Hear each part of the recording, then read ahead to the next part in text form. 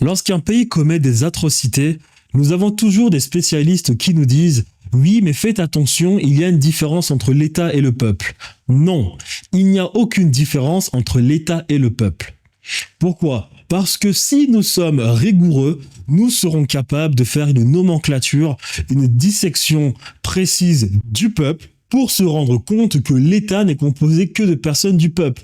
Maintenant, qui sont ces personnes du peuple qui constituent un État pris en otage pour aller commettre des atrocités? Normalement, dans une société bien corrompue comme toutes les sociétés occidentales, et par extension d'autres sociétés non occidentales, car il faut corrompre les autres, vous avez normalement dans une population 1 à 3% de personnes extrêmement belliqueuses, mal attentionnées. 5 à 10% de personnes froides, calculatrices, manipulatrices. Elles voient une opportunité, elles en ont rien à taper. Cette opportunité a été mise en place par les personnes belliqueuses.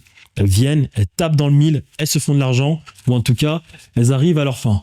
Vous avez ensuite 40 à 60%, et ça c'est le drame, de personnes qui ont des compétences techniques, mais qui vous disent je ne suis au courant de rien. C'est-à-dire que, écoutez, moi je fais juste mon travail.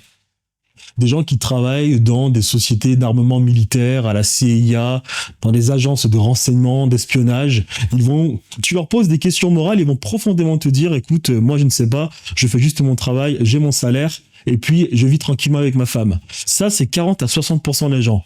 Et c'est là où est le drame. Ensuite, vous avez 5 à 10% de personnes qui sont les personnes dissidentes qui essayent de réveiller les autres.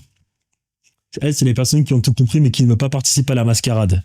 Et vous avez 20 à 30% des gens qui, elles, ne veulent rien savoir des belliqueux, ne veulent rien savoir des dissidents, veulent juste être tranquilles. Donc à partir de là, il n'y a aucune différence entre le peuple et l'État. Pardon, l'État est constitué des gens du peuple. Et le drame dans tout ça, c'est que les 40 à 60%, le problème vient d'eux. Et non pas des 1 à 3% de belliqueux et des 5 à 10% de personnes manipulatrices et froides.